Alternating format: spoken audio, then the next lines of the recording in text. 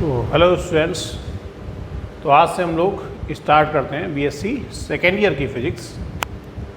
तो BSc second year के जो बच्चे हैं वो चैनल को सब्सक्राइब करके अपनी बीएससी सेकेंड ईयर की फ़िज़िक्स पढ़ सकते हैं, चाहे वो किसी कोचिंग को भी ज्वाइन किए हुए हैं, ठीक है। तो भी अगर जिस भी कोचिंग में पढ़ते हैं सब अच्छे टीचर हैं, बहुत अच्छा पढ़ाते हैं, ढेर सारे न्यूमेरिकल उन्होंने पार्ट 1 में बताए होंगे, आप लोगों को जानते ही हैं आप लोग।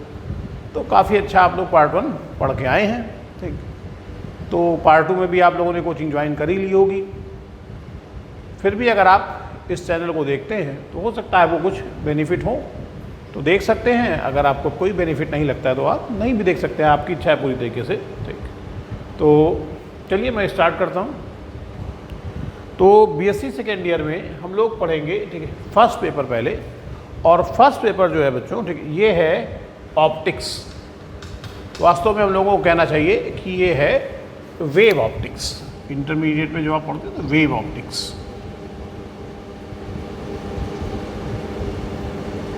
तो केवल ऑप्टिक्स नहीं बल्कि वेव ऑप्टिक्स हम लोग जो है यहाँ पर पढ़ने जा रहे हैं, ठीक। रे ऑप्टिक्स इसमें लेंस वगैरह होते हैं, ठीक है, उससे इसमें कोई मतलब नहीं है, ठीक है। ऑप्टिक्स के दो पार्ट होते हैं, रे ऑप्टिक्स और वेव ऑप्टिक्स। तो रे ऑप्टिक्स के बारे में नहीं पढ़ना है, वेव ऑप्टिक्स के बारे में पढ़ना है। और इस पेपर में आपके मेनली आपको 3 टॉपिक पढ़ने हैं। पहला है इंटरफियरेंस,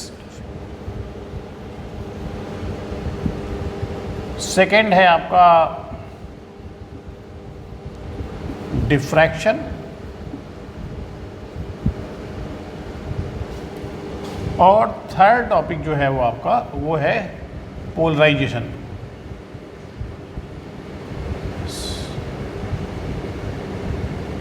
तो ये 3 टॉपिक मेनली आपको पढ़ने हैं, ठीक। इंटरफियरेंस, डिफ्रैक्शन और पोलराइजेशन। ये इंटरमीडिएट में आपने, ठीक है, जो हिंदी मीडियम के बच्चे हैं तो हिंदी मीडियम के बच्चों के लिए बता दें कि ये व्यतिकरण, अब तो आपको सब इंग्लिश में ही पढ़ना पड़ेगा। मेरा कहने का मतलब है कि जिसने इंटरमीडिएट में हिंदी में पढ़ा है तो इंटरफियरेंस चैप्टर को वो व्यतिकरण कहते थे, डिफ्रैक्शन यानी विवर्तन, और पोलराइजेशन यानी ध्रुवण। और ये तीनों के आपने एक एक चैप्टर पढ़े थे, जिसमें से इसमें तो थोड़ा ठीक ठाक कंटेंट था, YDSE वगैरह, young double slit experiment. Diffraction आपने केवल 1 पेज का चैप्टर पढ़ा था, पोलराइजेशन में भी ज़्यादा कुछ नहीं था। लेकिन अब यहाँ पर हम लोग इंटरफियरेंस के 3 चैप्टर पढ़ेंगे, ठीक। रेड पेन से लिख दे इसको, कितने चैप्टर हैं। तो इंटरफियरेंस के आपको 3 चैप्टर पढ़ने हैं। डिफ्रैक्शन में भी मैं आपको 3 चैप्टर पढ़ाऊँगा। जरूरी नहीं कि मैं 3 चैप्टर पढ़ाऊँ तो दूसरा टीचर भी 3 चैप्टर ही पढ़ाए। मेनली क्या होता है कि बीएससी में टॉपिक्स आपके कोर्स में होते हैं। अब उन टॉपिक्स को मैंने 3 चैप्टर में डिवाइड किया है, कोई दूसरा टीचर हो सकता है 2 ही चैप्टर में डिवाइड करे, ठीक। तो इंटरफियरेंस के हम 3 चैप्टर आपको पढ़ाएंगे, डिफ्रैक्शन के 3 चैप्टर पढ़ाएंगे, और पोलराइजेशन के हम लोग 2 चैप्टर पढ़ेंगे, ठीक है। प्लस 1 चैप्टर हम लोग और पढ़ेंगे अलग से। तो कुल मिलाकर के आपका ये फर्स्ट पेपर हम 10 चैप्टर्स जो है वो आपको पढ़ाएंगे और आपका ये फर्स्ट पेपर जो है वो कंप्लीट हो जाएगा, ठीक है। तो चलिए आज से हम लोग इसको स्टार्ट कर रहे हैं। तो इंटरफियरेंस से हम लोगों को स्टार्ट करना है, लेकिन इंटरफियरेंस पढ़ने से पहले हम लोगों को जानना होगा कि प्रिंसिपल ऑफ सुपरपोजिशन क्या होता है। शुरुआत में 1-2 टर्न आपको ऐसा लगेगा कि ये तो आपने इंटरमीडिएट में पढ़ा हुआ है, क्योंकि शुरुआत में वही सब चीज़ें हैं, लेकिन यहाँ भी ये सारी चीज़ें पूछी जाती हैं और इम्पॉर्टेंट हैं।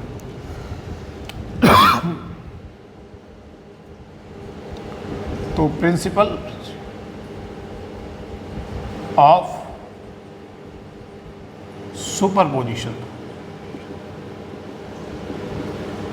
इसे हिंदी में हम लोग बोलते हैं अध्यारोपण का सिद्धांत। प्रिंसिपल ऑफ सुपरपोजिशन, आप जानते हैं कि जब भी किसी मीडियम में कोई वेव ट्रैवल करती है तो वेव जब चलती है तो मीडियम के पार्टिकल जो है वो वाइब्रेट होने लगते हैं। किसी भी टाइम पर किसी पार्टिकल का डिस्प्लेसमेंट कितना है इस वेव के कारण, वो हम लोगों ने निकालने के लिए इंटरमीडिएट में इक्वेशन पढ़ी हुई है। आपने पढ़ा होगा, अगर पार्टिकल SHM में वाइब्रेट हो रहा है तो उसका displacement y = a sin ωt से निकाल सकते हैं। प्लेन प्रोग्रेसिव वेव की इक्वेशन आपने पढ़ी, y = a sin ωt - y equal to a sin omega t minus k x.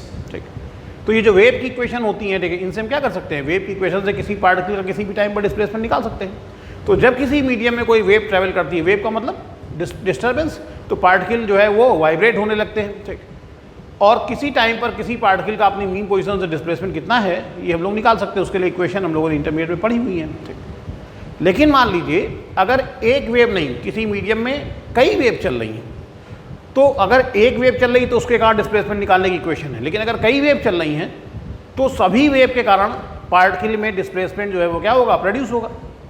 ठीक, तो उस केस में किसी टाइम पर मान ली किसी मीडियम में 3 वेव जा रही हैं, तो किसी पार्टिकल का नेट डिस्प्लेसमेंट उस किसी टाइम t पर कितना होगा, कैसे निकालेंगे, वो ये प्रिंसिपल ऑफ सुपरपोजिशन बताता है।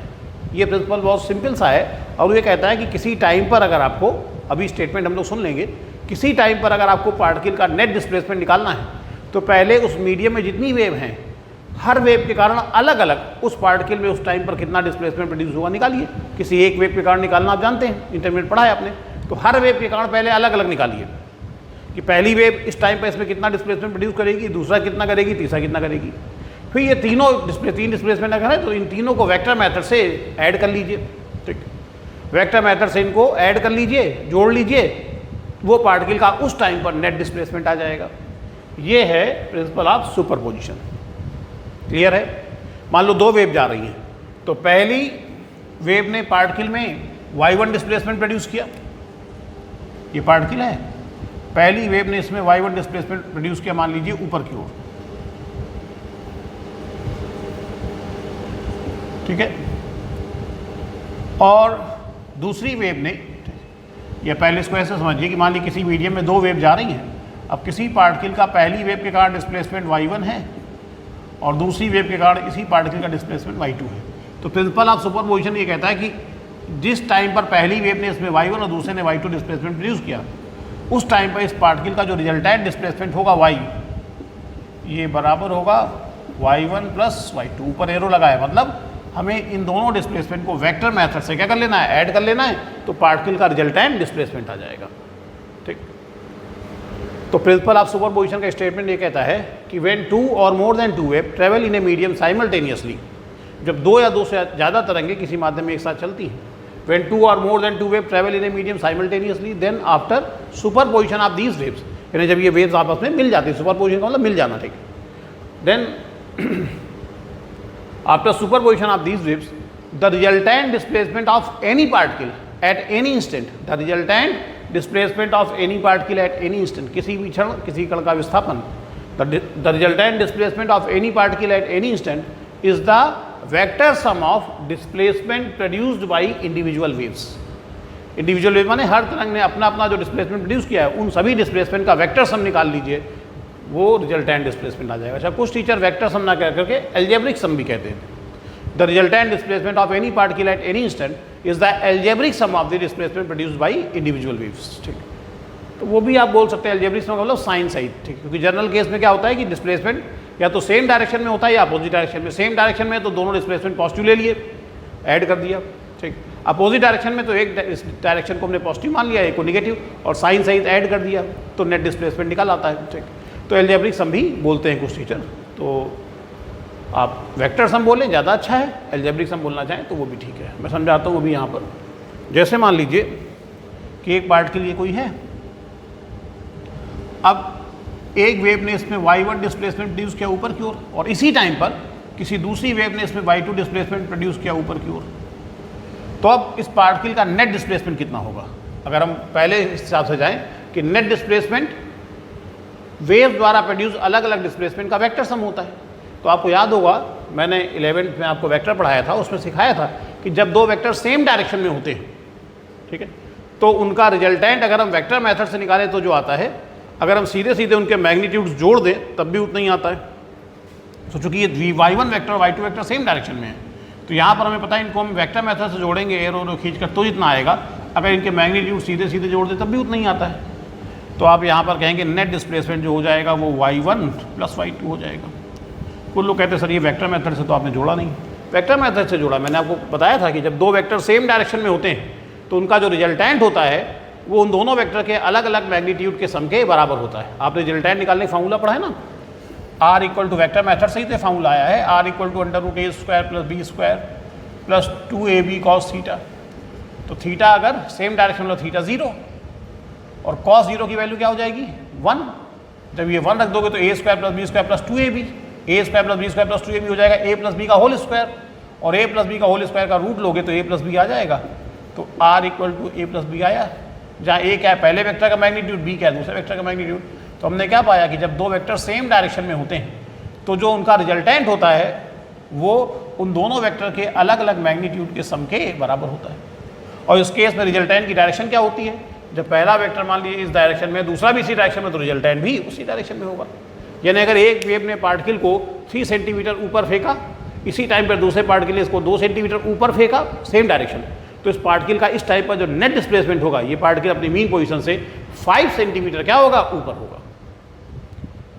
ठीक है, लेकिन अगर पहली वेव ने इसमें y1 डिस्प्लेसमेंट मान लीजिए प्रोड्यूस किया ऊपर की ओर, और दूसरी वेव ने y2 डिस्प्लेसमेंट प्रोड्यूस किया नीचे की ओर, ठीक है, तो अब रिजल्टेंट डिस्प्लेसमेंट क्या होगा, वही इन दोनों का वेक्टर सम।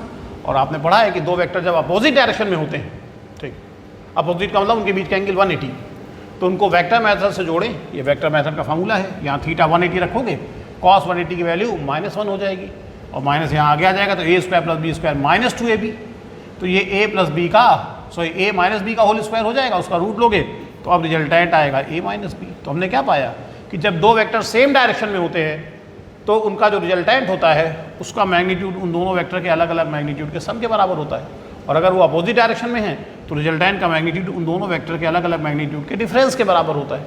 तो यहाँ जैसे ही हमने देखा दोनों वेक्टर अपोजिट डायरेक्शन में, तो हमने सीधे यही प्रॉपर्टी लगा दी। अपोजिट डायरेक्शन में तो इनको वेक्टर मेथड से जोड़ेंगे तो जो आएगा, हमें पता है कि रिजल्टेंट का मैग्नीट्यूड हम क्या करें, इनके डिफरेंस के बराबर होगा, तो इनका रिजल्टेंट y माने तो y equal to y1 difference y2। Difference का मतलब बड़े में से छोटे को घटा देंगे। क्लियर हो गई बात।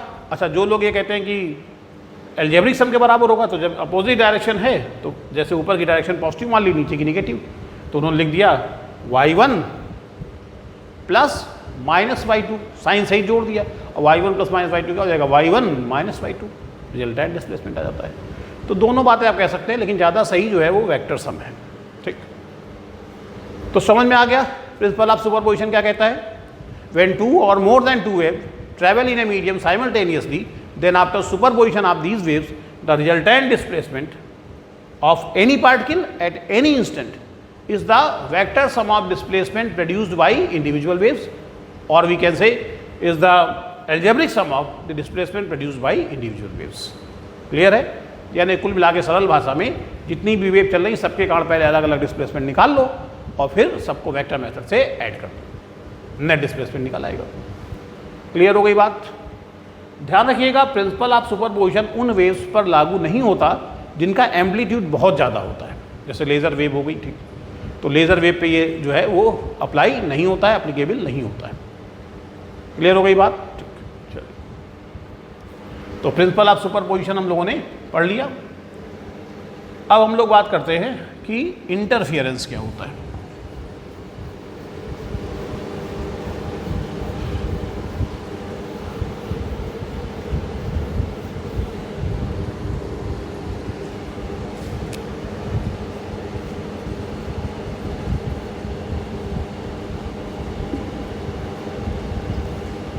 इंटरफियरेंस किसे कहते हैं?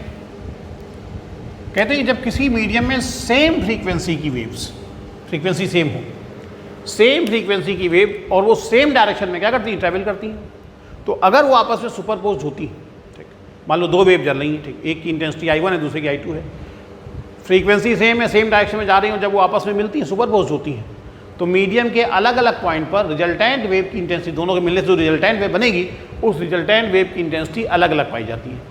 बस यही फिनोमेना इंटरफियरेंस कहलाता है कि भाई हर पॉइंट पर यही दोनों मिल रही हैं, तो हर पॉइंट पर एक ही इंटेंसिटी क्यों नहीं आ रही है, अलग अलग क्यों आ रही है, क्यों आ रही है उसका तो रीज़न हम लोग जानेंगे, पर ये जो अलग अलग आना है, ठीक, कि सेम नहीं आ रही, अलग अलग पॉइंट पे अलग अलग, कुछ पॉइंट पे बहुत बढ़ गई, कुछ पॉइंट पे बहुत घट गई, तो ये फिनोमेना जो है वो इंटरफियरेंस कहलाता है।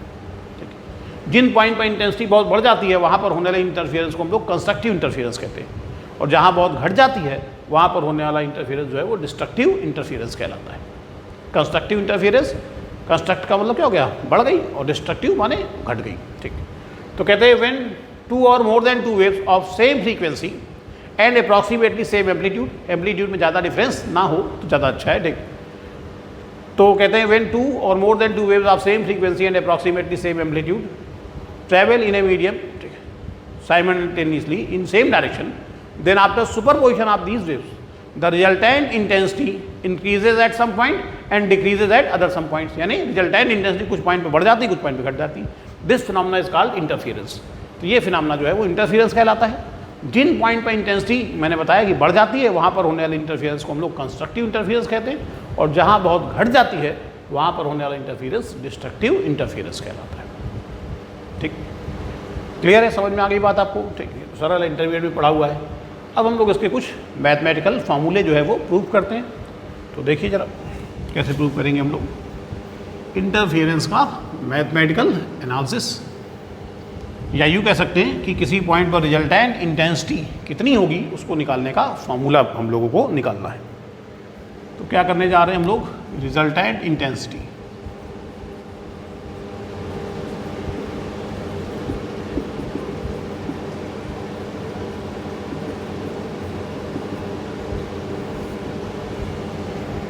तो रिजल्टेंट इंटेंसिटी का फार्मूला निकालने जा रहे हैं। ठीक है, तो चलिए देखते हैं जरा कैसे निकालेंगे।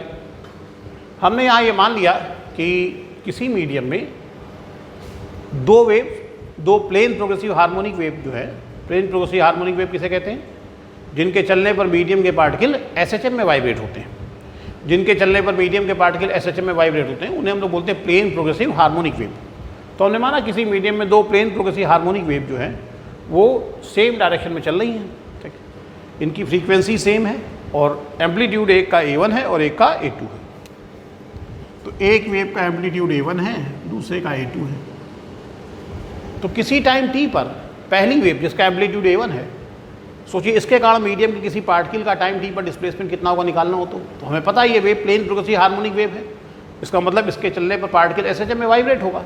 तो एसएचएम में वाइब्रेट होगा तो हम जानते हैं एसएचएम में वाइब्रेट हो रहा है तो किसी टाइम t पर उसका डिस्प्लेसमेंट, सिंपल हार्मोनिक मोशन करने वाले किसी पार्टिकल का displacement y equal to a sine omega t पढ़ा है। तो पहली वेव के कारण A1 साइन ओमेगा t लिख दिया हम लोगों ने कि पहली वेव के कारण जो डिस्प्लेसमेंट होगा तो y1 equal to A1 sine omega t, जहाँ ओमेगा उसकी एंगुलर फ्रीक्वेंसी है। ठीक, और सेकेंड वेव के कारण हमने माना इसी टाइम पर इस पार्टिकल का जो डिस्प्लेसमेंट है सेकेंड वेव ने जो प्रोड्यूस किया वो A2 sine omega t plus five.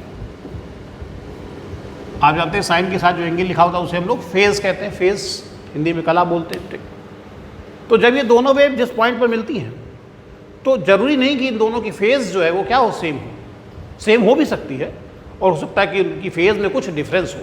इसीलिए हमने पहले वेव की फेज क्या रखी, ओमेगा टी, और दूसरे वेव की phase omega T plus five कर दिया है।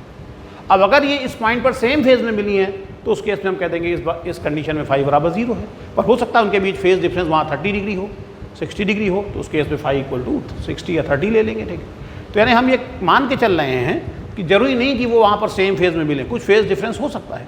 इसीलिए दोनों की फेज जो है साइन के साथ जो एंगल होता है वो फेज कहलाता है। ठीक, तो फेज हमने अलग अलग रखी है। तो पहली वेव के कारण डिस्प्लेसमेंट y1, दूसरे के कारण y2। अब पार्टिकल का नेट डिस्प्लेसमेंट कितना होगा, प्रिंसिपल ऑफ सुपरपोजिशन के हिसाब से नेट डिस्प्लेसमेंट इन दोनों का वेक्टर सम होगा। तो सिंप्लिसिटी के लिए हम मान लेते हैं कि दोनों डिस्प्लेसमेंट सेम डायरेक्शन में, सेम डायरेक्शन में तो क्या कर देंगे, सीधे सीधे जोड़ देंगे। तो रिजल्टेंट डिस्प्लेसमेंट जो होगा, ठीक, नेट डिस्प्लेसमेंट जो होगा y, वो हो जाएगा y1 प्लस y2। ठीक, अब इसमें y1 की वैल्यू रख दी A1 sine omega T, y2 की वैल्यू रख दी A2 sine omega T plus five. A1 sine omega T plus A2, ये हो जाएगा आपका sine omega T cos five plus cos omega T sine five. Sine A plus B का formula लगा दिया। ठीक है, उसके बाद में A1 sine omega T plus A2 sine omega T cos phi plus A2 cos omega T sine phi. इन दोनों से हम साइन ओमेगा टी कॉमन ले सकते हैं। तो हमने साइन ओमेगा टी जब कॉमन ले लिया तो A1 plus A2 cos phi plus इसमें से हम लोग A2 साइन फाई को एक साथ कर देते हैं।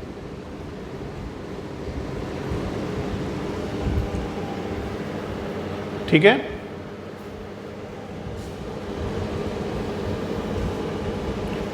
क्लियर हो गई बात? ये हम लोगों ने कर दिया इसको। अब हम लोग जो है इसको और सिंपलेस्ट फॉर्म में लाने के लिए हम लोग ये मान लेते हैं कि A1 plus A2 cos phi equal to A cos theta. A1 plus A2 cos phi को हमने A कॉस थीटा मान लिया।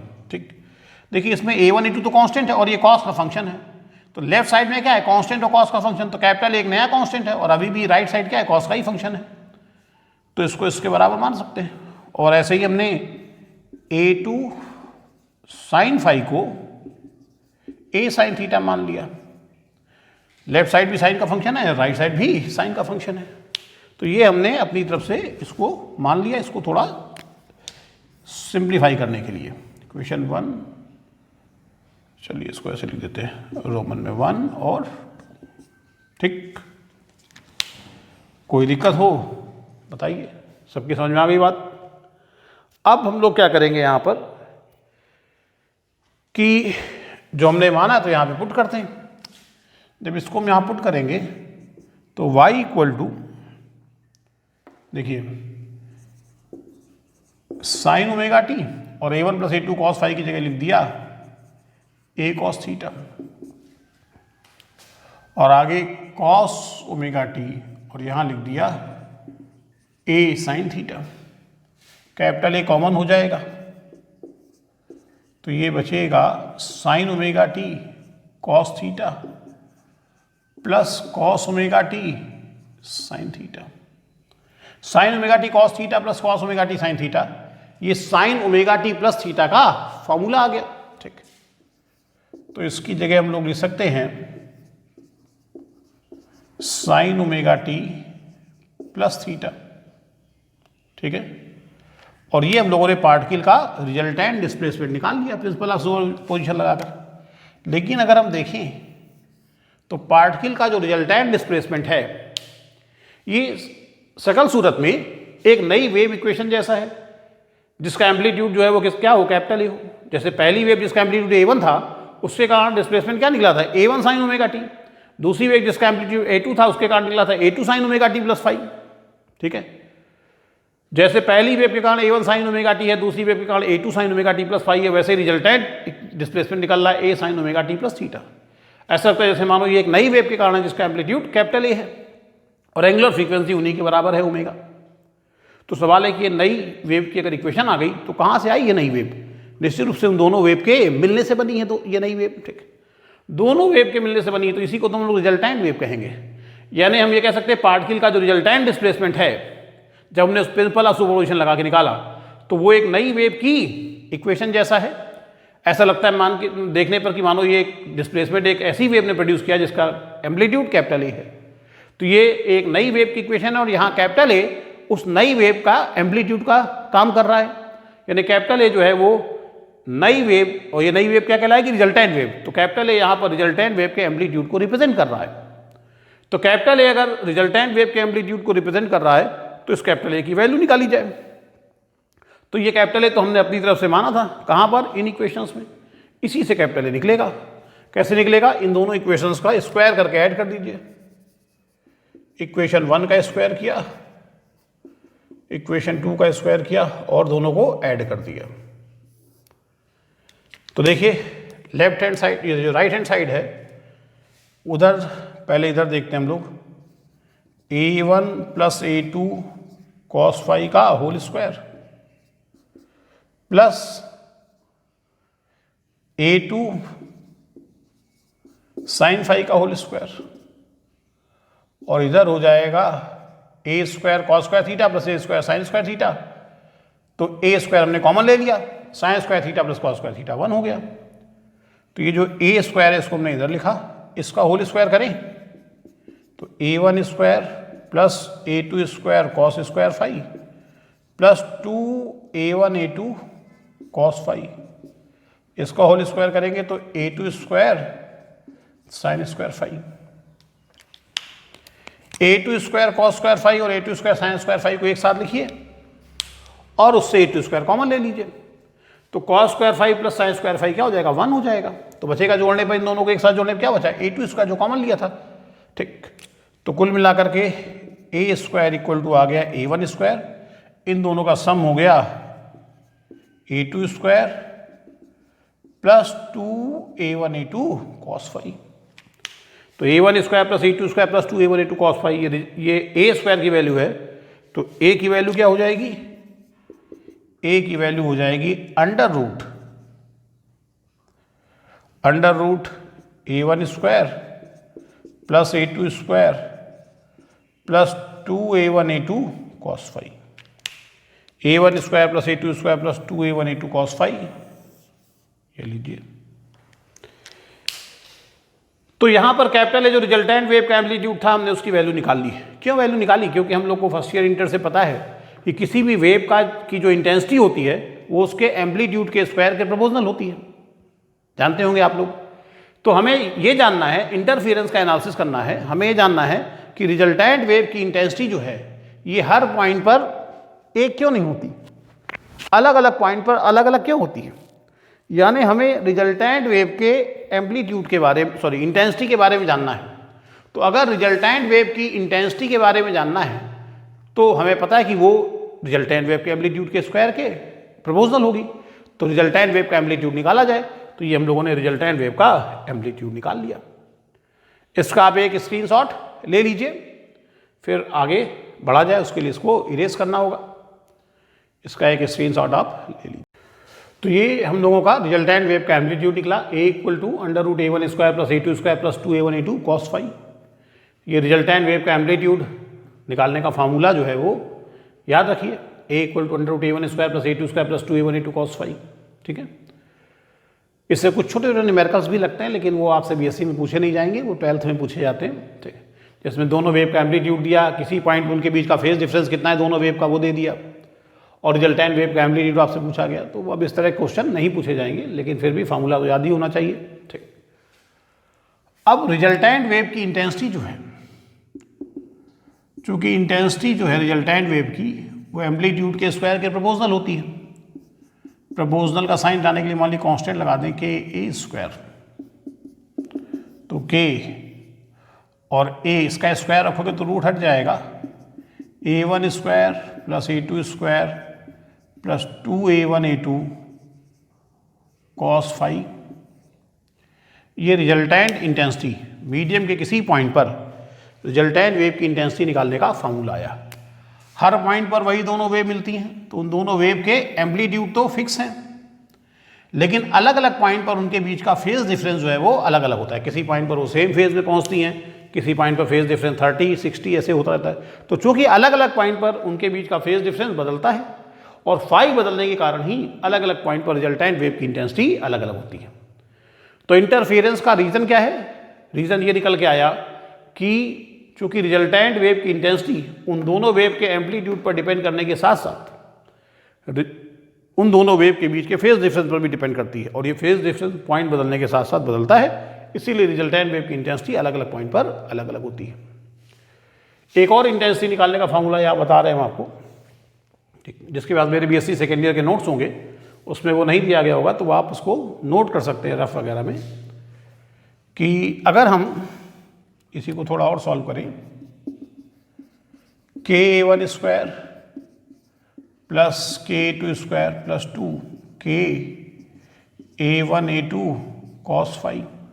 ठीक है, I equal to K A1 square plus K A2² plus 2 under root के A1² और के A2² root के अंदर, ऐसे लिख सकते हैं इसको। अब देखिए रूट के अंदर क्या बन गया, के इंटू के स्क्वायर A1² A2², के स्क्वायर A1 A2² का रूट लोगे तो के A1 A2 तो आ जाएगा, तो इसको ऐसे लिखा जा सकता है। अब कैपिटल ए आपको पता है यहाँ रिजल्टेंट वेव का एम्पलीट्यूड है, तो कैपिटल ए रिजल्टेंट वेव का एम्पलीट्यूड है अगर, तो रिजल्टेंट वेव की इंटेंसिटी निकालने फॉर्मूला क्या बना, के A²। तो जिस वेव का एम्पलीट्यूड कैपिटल ए था उसकी इंटेंसिटी अगर के A² है, तो जिस वेव का एम्पलीट्यूड A1 था उसकी इंटेंसिटी तो के A1² होगी ना।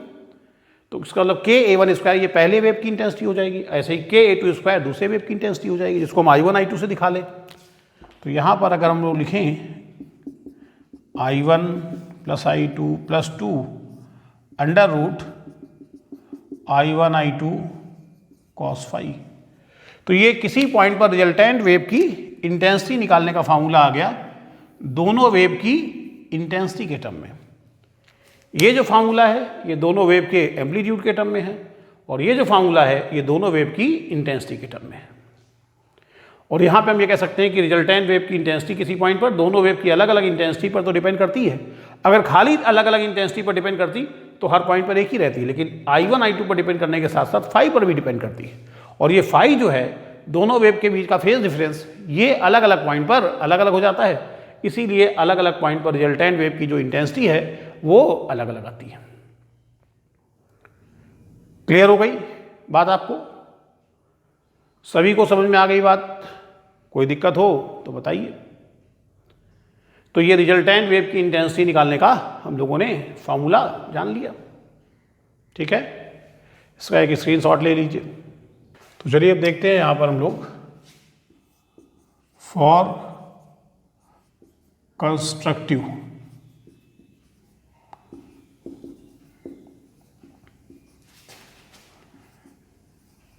इंटरफेरेंस किस पॉइंट पर कंस्ट्रक्टिव इंटरफेरेंस होगा, कंस्ट्रक्टिव इंटरफेरेंस की कंडीशन क्या होगी। आप जानते हैं कि कंस्ट्रक्टिव इंटरफेरेंस हिंदी में बोलते हैं संपोषी व्यतिकरण।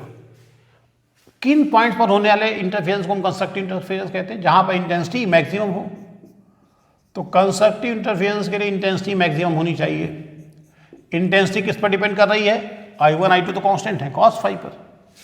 तो इंटेंसिटी कब मैक्सिमम होगी, जब cos फाई मैक्सिमम हो, और cos में मैक्सिमम वैल्यू कितनी होती है, +1। तो कंस्ट्रक्टिव इंटरफेरेंस के लिए इंटेंसिटी मैक्सिमम होनी चाहिए, जिसके लिए cos फाई +1 होना चाहिए। और हमने पढ़ा है कि cos इवन पाई +1 होता है और cos ऑड पाई -1 होता है।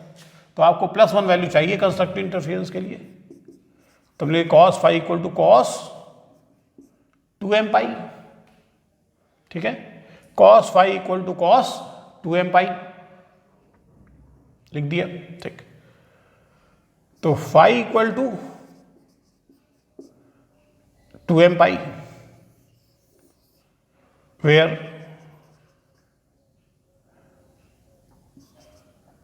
m equal to 0, 1, 2, 3 and so on। आप देखा cos इवन पाई +1 होता है, तो हमने लिख दिया cos 2m पाई से 2m क्या डिनोट करेगा, इवन नंबर। या m की वैल्यू 0 1 तो जैसे पहली वैल्यू रखो 0 तो cos 0 हो गया, cos 0 की वैल्यू +1 होती है, सब जानते हैं। फिर 1 रखोगे तो क्या बन जाएगा, cos 2 पाई। 2 रखोगे यहाँ m की जगह तो cos 2 पाई, 3 रखोगे तो 6 पाई, हमेशा इवन पाई आएगा और cos इवन पाई +1 होता है। तो cos phi equal to cos 2m pi, cos हटा देंगे तो फाई इक्वल टू 2m पाई। ये कंस्ट्रक्टिव इंटरफेरेंस के लिए फेज डिफरेंस की वैल्यू है कि कंस्ट्रक्टिव इंटरफेरेंस के लिए फेज डिफरेंस कितना होना चाहिए दोनों वेव के बीच का, 2m पाई होना चाहिए, जहाँ m इक्वल टू 0, 1, 2, 3 है। अब ये m की वैल्यू अगर यहाँ रखें तो देखिए फाई की वैल्यू क्या क्या आएंगे, पहले वैल्यू रखी 0 तो 0 आ गया, फिर 1 रखोगे तो 2 पाई, 4 पाई, 6 पाई, 8 पाई एंड सो ऑन। तो ये दोनों वेव मीडियम में चल रही हैं, पॉइंट टू पॉइंट एक दूसरे से मिलती हैं। जिन जिन पॉइंट्स पर इनके बीच का फेज डिफरेंस इनमें से कुछ होगा, कहीं पर 0 है या 2 पाई है या 4 पाई है या 6 पाई है 8 पाई है, वहां पर कंस्ट्रक्टिव इंटरफेरेंस होगा।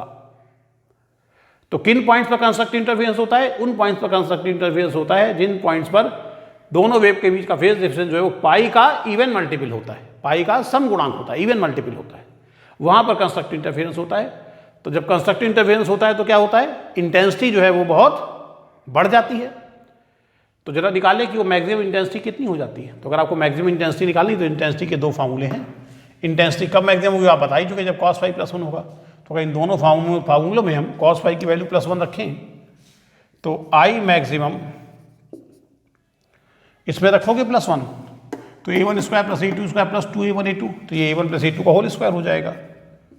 तो k a1 + a2 का होल स्क्वायर आ गया। यहां पे +1 रखेंगे तो i1 + i2 + 2√i1 i2 बचेगा। इसको हम लोग √i1 + √i2 का होल स्क्वायर लिख सकते हैं। तो जिन पॉइंट्स पर कंस्ट्रक्टिव इंटरफेरेंस होता है वहां इंटेंसिटी मैक्सिमम होती है। किन पॉइंट पर होता है, जिन पॉइंट्स के लिए फेज डिफरेंस इतना हो, और वो मैक्सिमम इंटेंसिटी निकालने का फॉर्मूला ये है k a1 + a2 का होल स्क्वायर या इंटेंसिटी के टर्म में √i1 + √i2 का होल स्क्वायर। क्लियर हो गई बात ये, ठीक। चलिए, तो कंस्ट्रक्टिव इंटरफेरेंस की कंडीशन ये आप नोट कर लीजिए या इसका स्क्रीनशॉट ले लीजिए। फिर हम लोग बात करें डिस्ट्रक्टिव इंटरफेरेंस की। नोट कर लिया, तो चलिए इसी में मैं कर देता हूं कि भाई डिस्ट्रक्टिव इंटरफेरेंस के लिए इंटेंसिटी मिनिमम होनी चाहिए। इंटेंसिटी डिपेंड कर रही है cos फाई पर। इंटेंसिटी कब मिनिमम होगी, जब cos फाई सबसे छोटा हो जाए, और cos फाई में सबसे छोटी वैल्यू -1 होती है। जैसे cos इवन पाई +1 होता है, वैसे ही cos ऑड पाई जो है -1 होता है। तो ऑड नंबर को हम यहाँ पे रिप्रेजेंट कर दे रहे हैं 2m - 1 पाई से। ऑड नंबर 2m + 1 से भी डिनोट हो सकता है।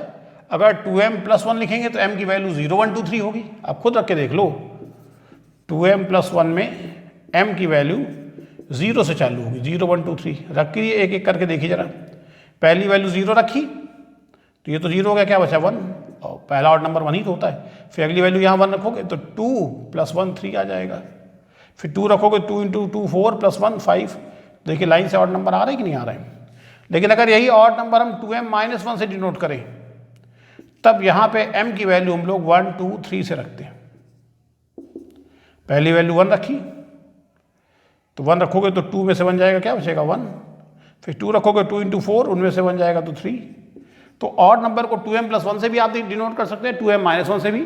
ध्यान ये रखिएगा कि 2m + 1 से डिनोट कर रहे हैं तो m की वैल्यू 0 1 2 3, और 2m - 1 से डिनोट कर रहे हैं तो m की वैल्यू 1 2 3 रखनी है आपको। तो यहाँ पर हम लोग 1 2 3 रखेंगे, दोनों तरफ से cos हट जाएगा तो 2m - 1 पाई आ जाएगा। लीजिए, तो डिस्ट्रक्टिव इंटरफेरेंस के लिए इंटेंसिटी जो है वो मिनिमम होनी चाहिए, ठीक। इंटेंसिटी कब मिनिमम होगी, जब cos फाई की वैल्यू -1 हो, ठीक, सबसे छोटी। और cos फाई -1 कब होगा, cos ऑड पाई -1 होता है, तो -1 की जगह cos ऑड पाई लिख दिया, इससे फाई की वैल्यू आ गई। अब यहाँ पे अगर हम m की ये वैल्यू रखें 1 2 3, ठीक, तो m की ये वैल्यू 1 2 3 रखने पर देखिए जरा क्या वैल्यू मिलेंगी।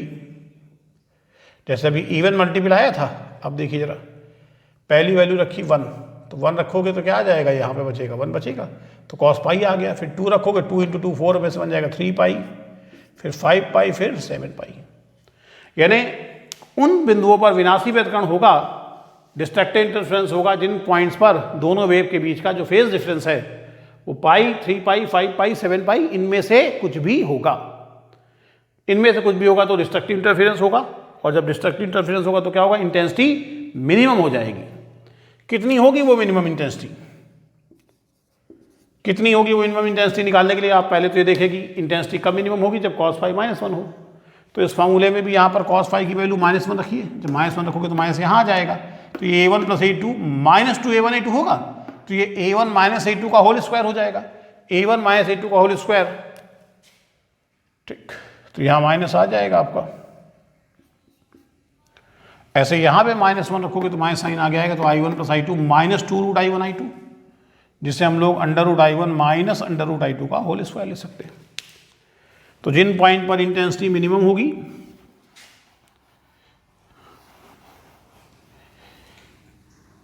डिस्ट्रक्टिव इंटरफेरेंस होगा, और किन पॉइंट पर डिस्ट्रक्टिव इंटरफेरेंस होगा ये उसकी कंडीशन हो गई। समझ में आ गई बात? इतना नोट कर लीजिए आप लोग। तो चलिए अब आगे देखते हैं हम लोग इसमें कि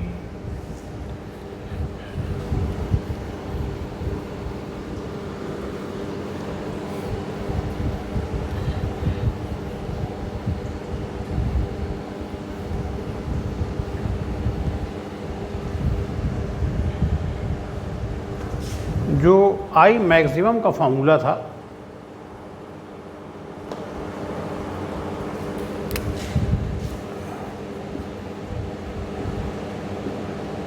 कि A1 प्लस A2 का होल स्क्वायर है, उसका होल स्क्वायर कर देते हैं तो A1 square plus A2 square plus 2 A1 A2 आता है। इसमें अगर K का अंदर मल्टीप्लाई कर दें तो I maximum equal to K A1 square plus K A2 square plus 2 K A1 A2, ये तो मैक्सिमम इंटेंसिटी है। और मिनिमम इंटेंसिटी अगर यहाँ से देखें,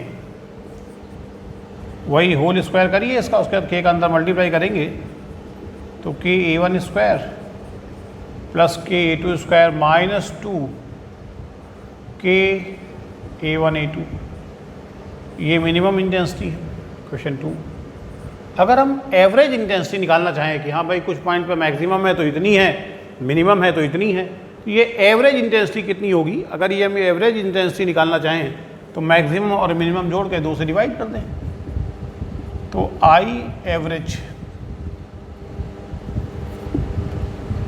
तो ये हो जाएगा I maximum plus I minimum upon 2।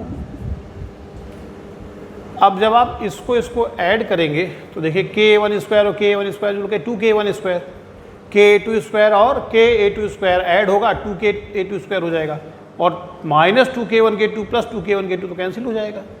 तो ऐड होकर के ये ऊपर आएगा 2K A1 square plus 2K A2 square upon 2 से 2 कैंसिल हो जाएगा कॉमन लेकर के, तो ये आ जाएगा K A1 square plus K A2 square. अगर आप देखें तो एवरेज इंटेंसिटी जो है ये मैक्सिमम इंटेंसिटी से, मैक्सिमम इंटेंसिटी ये है, इससे देखिए एवरेज इंटेंसिटी मैक्सिमम इंटेंसिटी से इतना कम है, और मिनिमम इंटेंसिटी जो होती है वो K A1 square plus K A2 square minus 2K1 K2, तो इसका मतलब मिनिमम इंटेंसिटी से ये इतना ज़्यादा है, या कह सकते हैं मिनिमम इंटेंसिटी जो है वो एवरेज इंटेंसिटी से इतना कम है, और ये दोनों डिजिट बराबर है। इसका मतलब मैक्सिमम इंटेंसिटी एवरेज इंटेंसिटी से जितना ज़्यादा है, मिनिमम इंटेंसिटी एग्जैक्ट उतना ही कम है। मान लो 2K1 K2 2K A1 A2 value suppose है 10 हो, तो अगर मैक्सिमम इंटेंसिटी एवरेज इंटेंसिटी से 10 यूनिट ऊपर है, ज़्यादा है, तो ये उतनी ही यूनिट क्या होगी, नीचे होगी। एवरेज का मतलब यही होता है कि बीच में होना दोनों के, ठीक। तो अगर हम एक इंटेंसिटी डिस्ट्रीब्यूशन कर्व खींचें जिसमें हम मैक्सिमा और मिनिमा दिखाएं,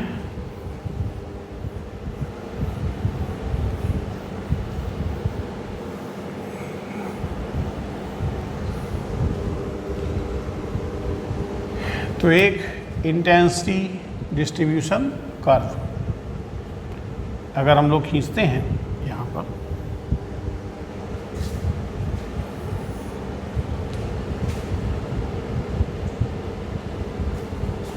देखिए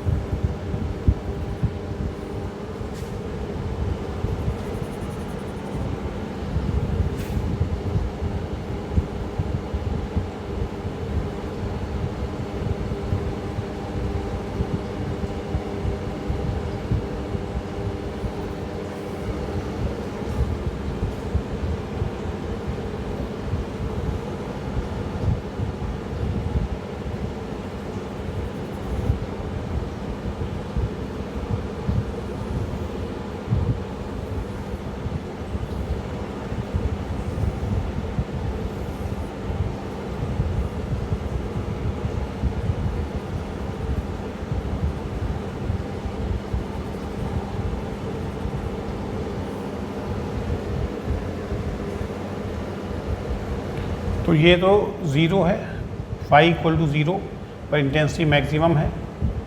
फिर पाई, 3 पाई, 5 पाई पर मिनिमम है। बाकी 2 पाई, 4 पाई पर क्या है, ये मैक्सिमम है, ये आई मैक्सिमम है, ये आई मिनिमम की लकीर है। ये पॉजिटिव और ये नेगेटिव, माइनस पाई, -3 पाई, -5 पाई, 2 पाई, 4 पाई। अब जानते हैं cos minus theta equal to cos theta होता है, तो अगर कॉस 2 पाई + 1 होगा तो कॉस -2 पाई, कॉस -2 पाई बराबर क्या होता है, कॉस 2 पाई तो हो जाएगा ना। ठीक, तो कहने का मतलब ये है कि ये मैक्सिमम इंटेंसिटी है, ये मिनिमम इंटेंसिटी है। मिनिमम इंटेंसिटी कितनी होती है, K A1 square plus K A2 square -2 K1 -2 K A1 A2। ठीक, और इसी के बिल्कुल ठीक बीचों बीच से, मैक्सिमा मिनिमा के ठीक बीचों बीच से ये एवरेज इंटेंसिटी की लकीर हो गई। ठीक, ये है K A1 square plus K A2 square.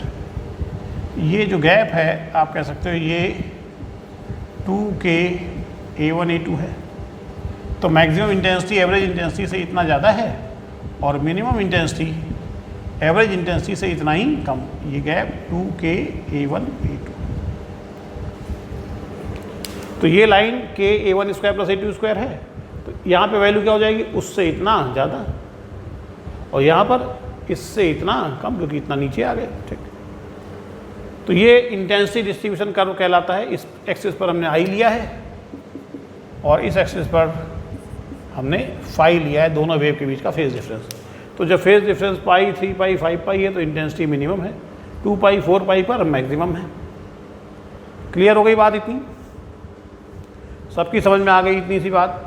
सभी को समझ में आ गया? ठीक, तो अब हम लोग आगे बढ़ते हैं।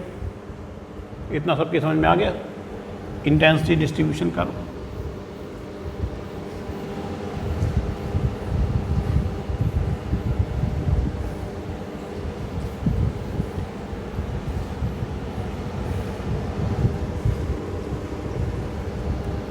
हम लोगों ने 12th में पार्ट डिफरेंस और फेज डिफरेंस, बल्कि BSc पार्ट 1 में भी रिलेशन पढ़ा था कि डेल्टा फाई इक्वल टू होता है 2 pi upon lambda into delta x. ये होता है फेज डिफरेंस, ये होता है पार्ट डिफरेंस।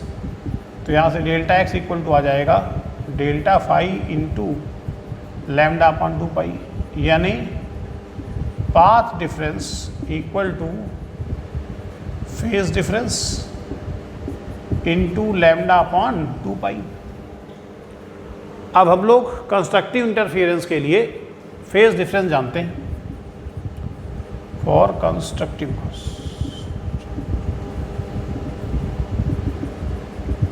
इंटरफियरेंस क्या होता है, जनरल फार्मूला होता है 2m पाई।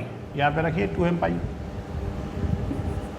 और देखिए पार्ट डिफरेंस क्या निकल के आता है,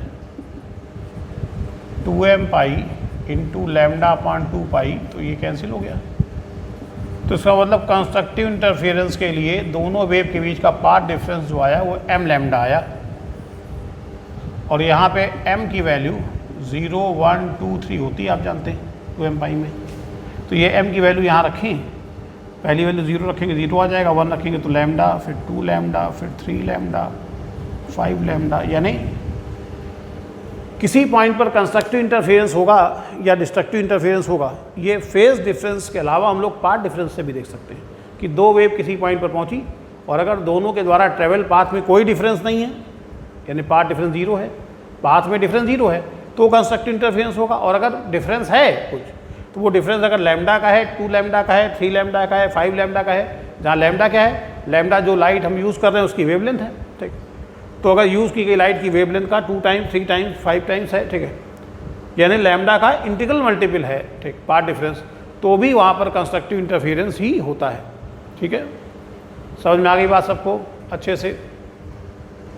चलिए, और इसी तरह से डिस्ट्रक्टिव इंटरफेरेंस के लिए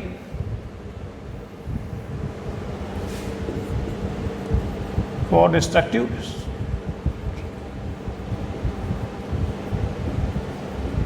इंटरफियरेंस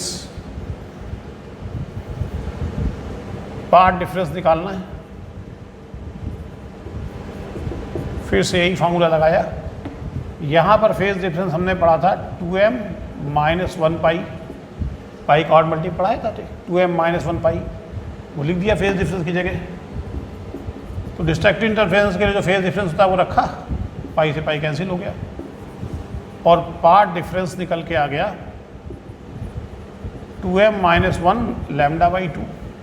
अब आप जानते हैं 2m - 1 तो ऑड नंबर डिनोट करता है, यानी हम कह सकते हैं डिस्ट्रक्टिव इंटरफेरेंस के लिए दोनों वेव के बीच का पाथ डिफरेंस जो है वो λ/2 का ऑड मल्टीपल होना चाहिए, λ/2 का विषम गुणांक। यहाँ पे m की वैल्यू आप जानते हैं क्या क्या होती है, 1 से चालू होती है, 1 2 3 4 5।